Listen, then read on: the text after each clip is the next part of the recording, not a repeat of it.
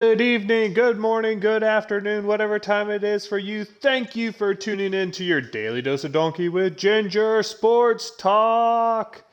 Unfortunately, you'll just have your host, the one, the only, the Viking Donkey here with you.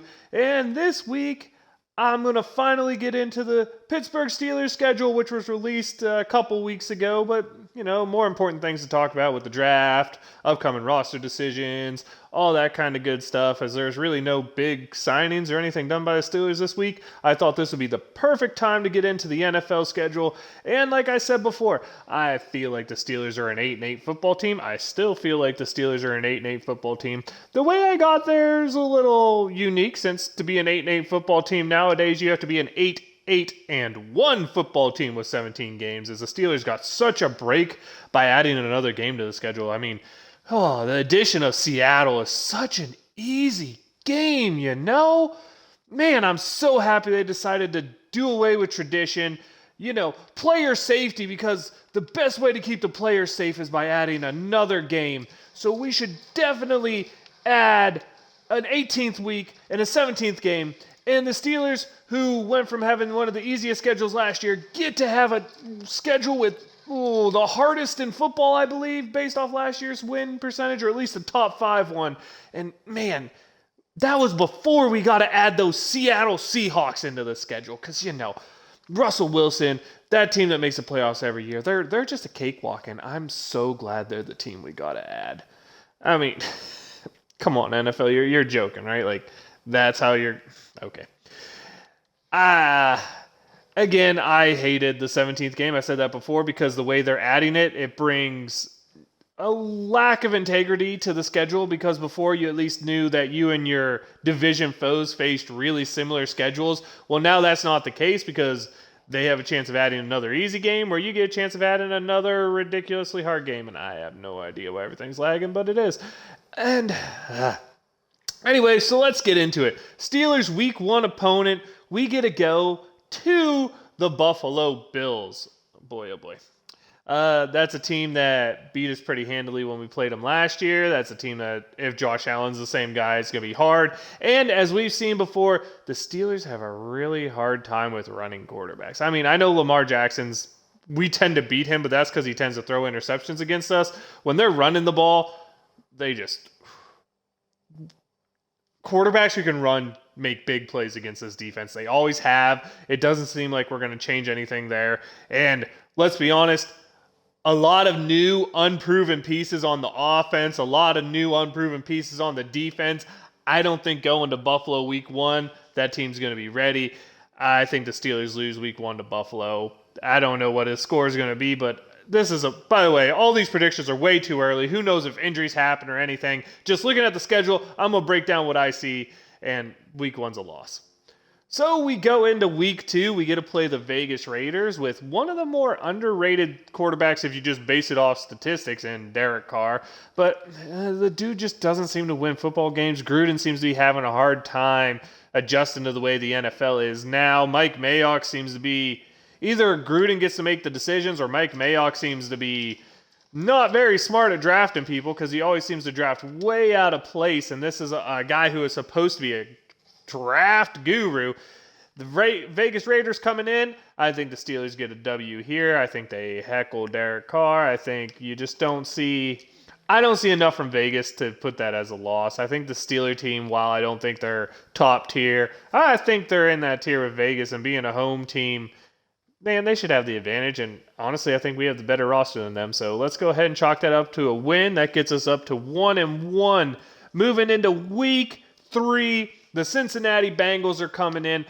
I honestly really like what the Bengals are doing. I like where that team's going, but they're too young. They're facing us early in the season at Pittsburgh.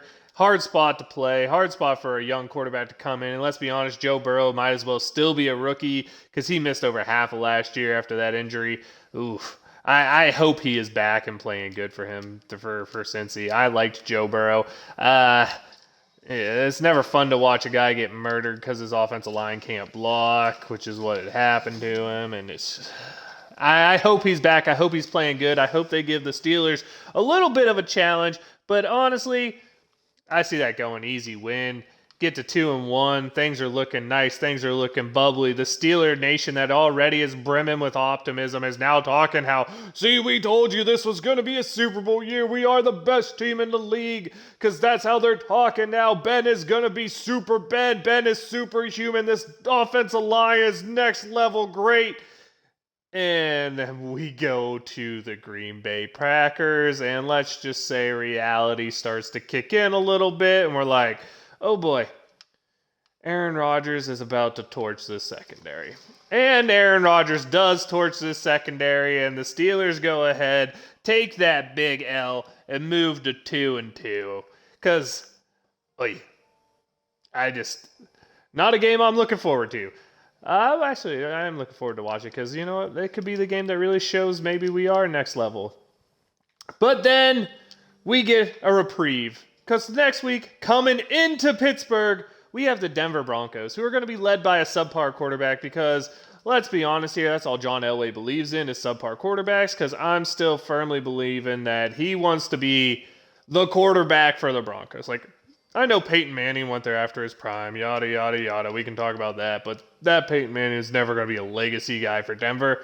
And I'm afraid that good old LA wants to be the legacy guy forever. So as long as he's able to stop them from bringing in the next great thing, he's going to do it. So that underwhelming Denver team goes ahead and gives us our third win to move us to 3-2. But let's be honest here, that Denver team scares me. That pass rush scares me. Bradley Chubb, Von Miller. I'm afraid that could be one of the weeks where Ben Roethlisberger faces potential injury with this offensive line. And I don't know if that's a good thing or a bad thing, but I know Ben's old. I know last year he got hit like one time, and everyone talked about how his knee wasn't the same. And honestly, if you watched him, he did look a little different after taking that hit. But let's hope he gets through that one unscathed, and we'll see where we can go from there. So that brings us into Week 6. We get to face our brand new opponent, the 17th game opponent, the Seattle Seahawks, and Pittsburgh suffers their first home loss of the year. Russell Wilson comes in, does Russell Wilson things. That Seahawk team is legit. And all of a sudden, the Steelers are 3-3 going into their bye week on Week 7. Week 7 bye. Hey, we can't lose a game, can't win a game, so you know we're going to stay where we are. Which brings us to our Week 8 opponent at the Cleveland Browns. But here's the big thing. I think this game worked out well for us. I was at the beginning thinking, man, I don't know if we beat Cleveland this year. And it's just because the way they embarrassed us last year, that goes into it. They're feeling confident. They have a bunch of young guns. And when young guys feel confident, they play better. Especially the young guys like Baker Mayfield, who's so emotional. I mean, when they feel confident, they're a different type of person. But Steelers off a bye week, prepping 2 weeks for the Cleveland game. I think we keep the stupid chatter down. I think we come out of the bye and get back to a winning record at 4-3. And then that brings us next week. The Chicago Bears are coming into Pittsburgh. Rookie quarterback Andy Dalton's going to be starting against the Steelers. Oh boy, do I love our chances in that game. Home game. Let's get it done. Let's go, Pittsburgh Steelers. Easy win on to 5-3, bringing in a team I think is going to surprise a lot of people this year, because I think a guy was way put down a lot more than he deserved in Jared Goff. And that's the Detroit Lions. I think they come in. I think they give the Pittsburgh Steelers one heck of a game. And I think the Steelers win this game on the foot of Chris Boswell. It's a home game. It's Detroit.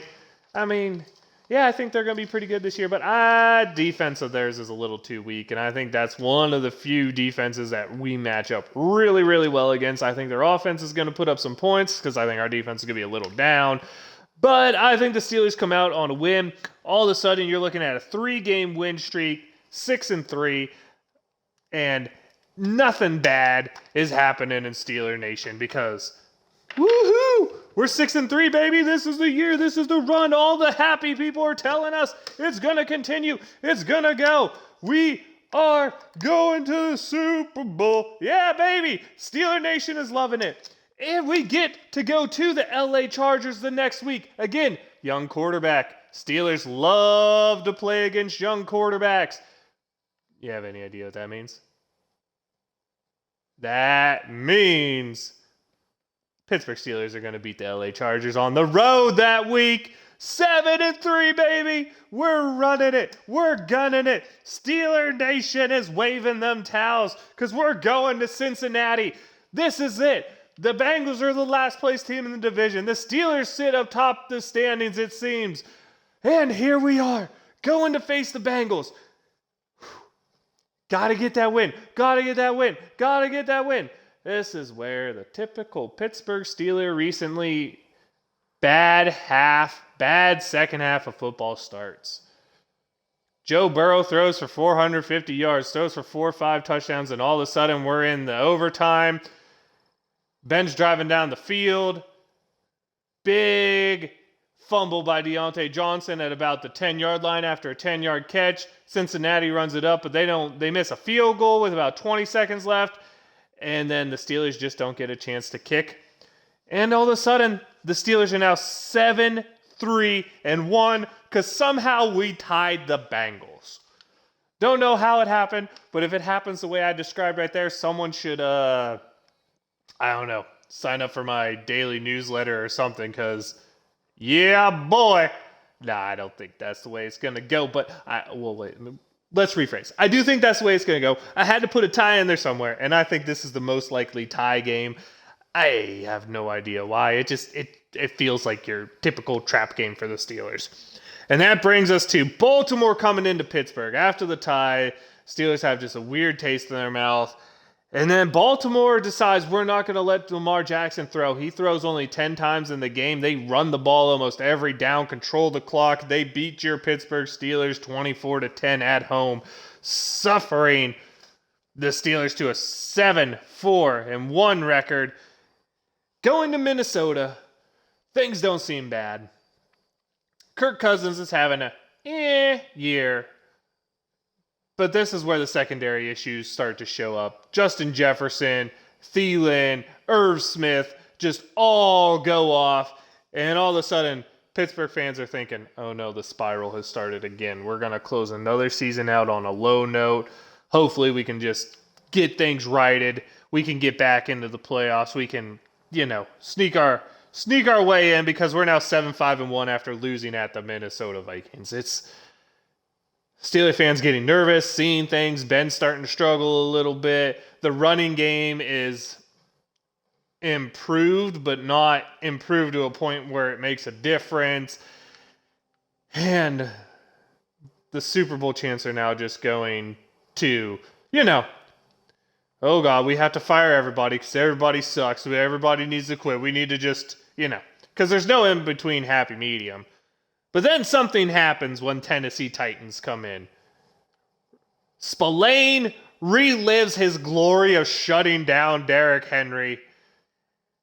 The running game shows up for 200 yards. Ben throws 3 touchdowns, all which go to Juju Smith-Schuster because that's just what the Steeler fans want, right? They want Juju Smith-Schuster, so we'll give them Juju Smith-Schuster in my imaginary predictions over here. And we handily just smack down a really good playing Tennessee Titan football team.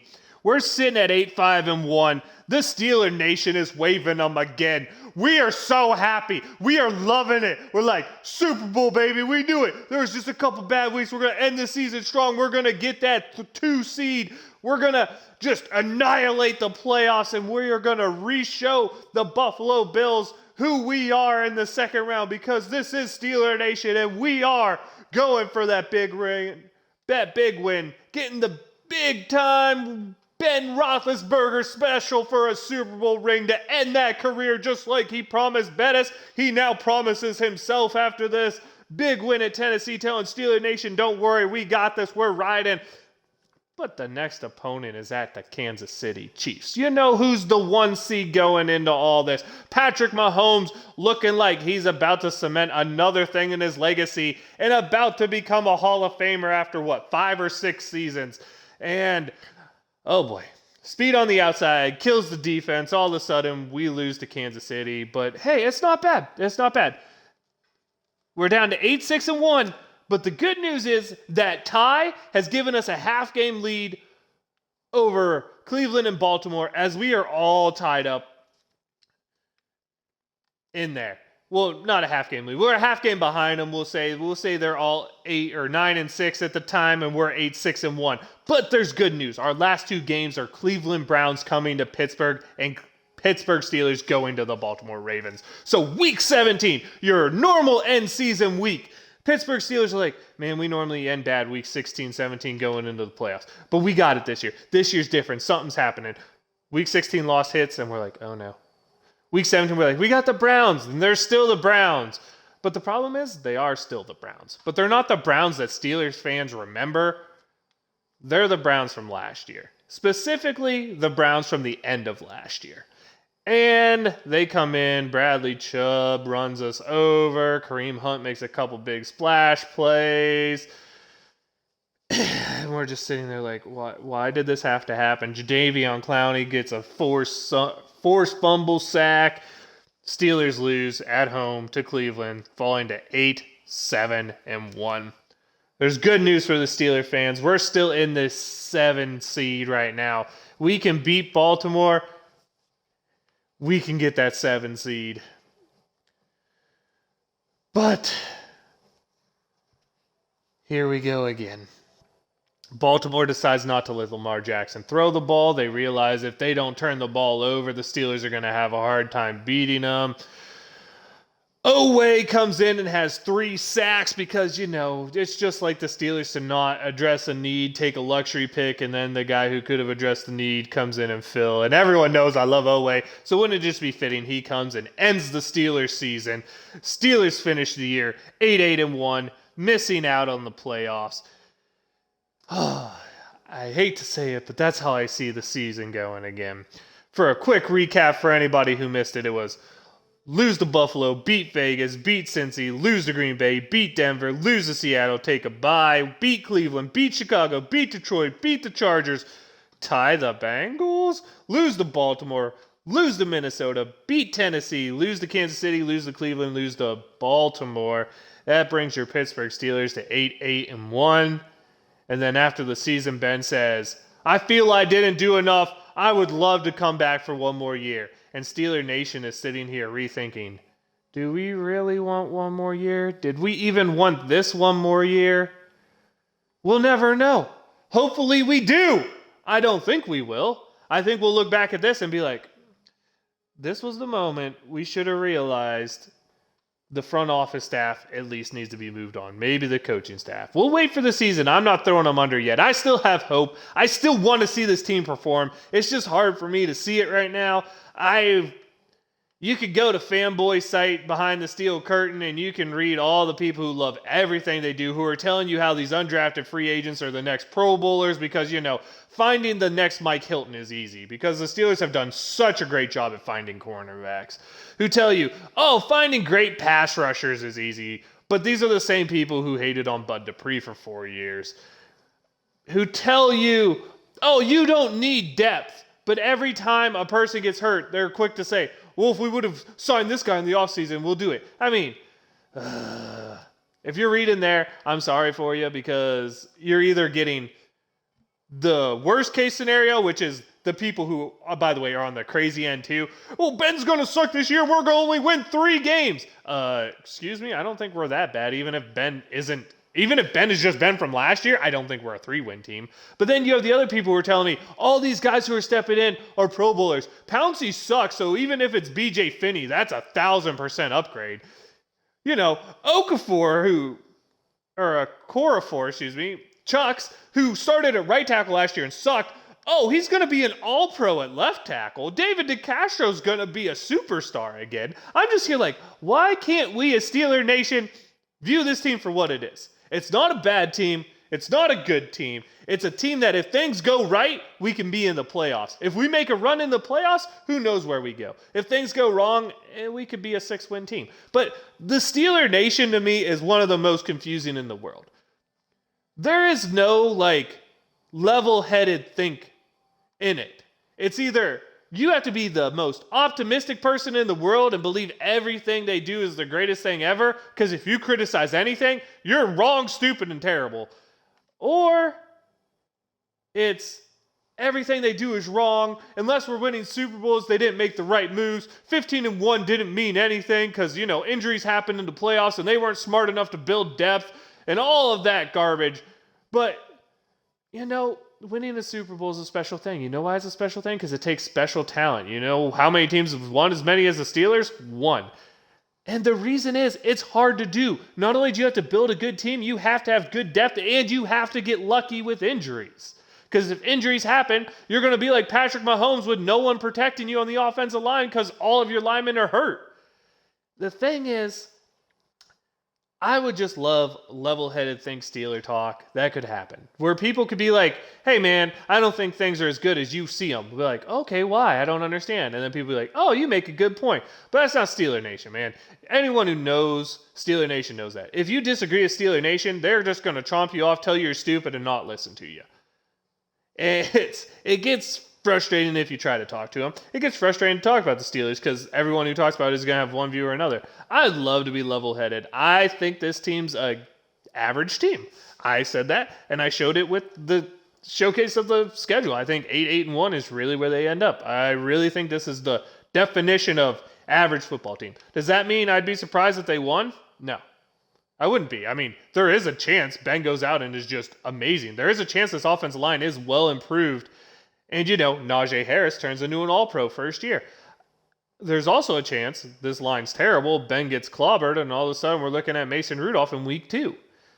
The thing is, we need to come in, we need to have a realistic talk, we need to see where our Steelers are, and I think if we go into it with a level head, things could be good. I hope things are good. I want to see them win a Super Bowl. That's what I take. I hope everyone had a good time looking at what I see the Steelers doing. I would love to see everybody else's prediction for the season. I'd love to do a community one, see what everybody's thinking, then put that as the Steelers' record for the year. And let's see how we do at the end of the year.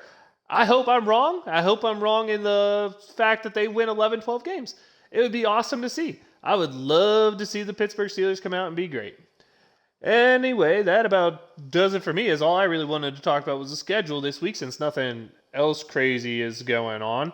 For shout-outs this week, I'm going to give a shout-out to the Pitt men's soccer team who end the season ranked 3rd, lost in the game before the finals in the tournament.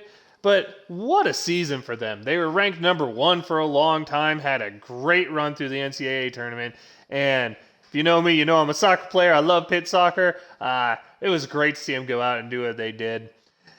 Anyway, thank y'all for tuning in. I love y'all. Y'all know you can reach me on the socials, Viking_Donkey at Twitch and Twitter, Viking Donkey on Xbox Live.